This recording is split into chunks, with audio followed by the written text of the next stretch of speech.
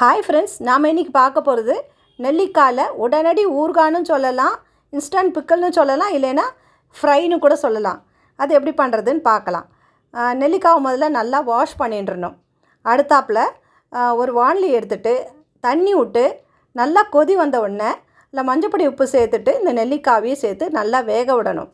ஒரு 12 நிமிஷம் வெந்ததுன்னா நல்லா அந்த நெல்லிக்காய் வடிச்சிருக்கும்.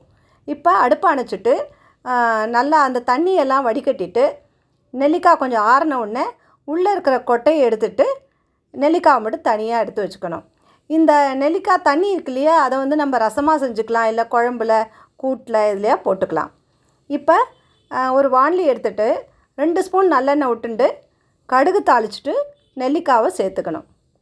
இப்போ கொஞ்சம் உப்பு சேர்த்துக்கணும், ஏன்னா அந்த தண்ணியிலேருந்து உப்பெல்லாம் கொஞ்சம் போயிருக்கும். அதனால் இப்போ கொஞ்சம் உப்பு சேர்த்துட்டு மிளகாத்தூள் சேர்த்துக்கணும். நான் வீட்லேயே செஞ்ச மிளகாத்தூளை சேர்த்துட்டுருக்கேன். இது நான் எப்படி பண்ணுறதுன்னு டிஸ்கிரிப்ஷன் பாக்ஸில் கொடுக்குறேன், பாருங்கள். இது கூட கொஞ்சமாக பெருங்காயத்தூள் சேர்த்துட்டு நல்லா ஒரு பரட்ட வேண்டியது தான். ஒரு 5 மினிட்ஸ் பரட்டினா இமீடியட்டாக நெல்லிக்காய் ஊறுகான்னு சொல்லலாம், இல்லை ஃப்ரை ரெடி. இது ரொம்ப ரொம்ப நல்லாயிருக்கும்.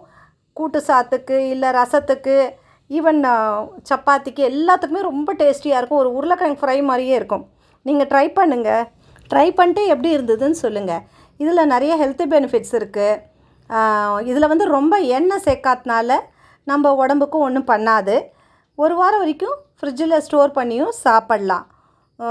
கட்டாயமாக நீங்கள் ட்ரை பண்ணிட்டு ஃபீட்பேக் சொல்லுங்கள். தேங்க்யூ.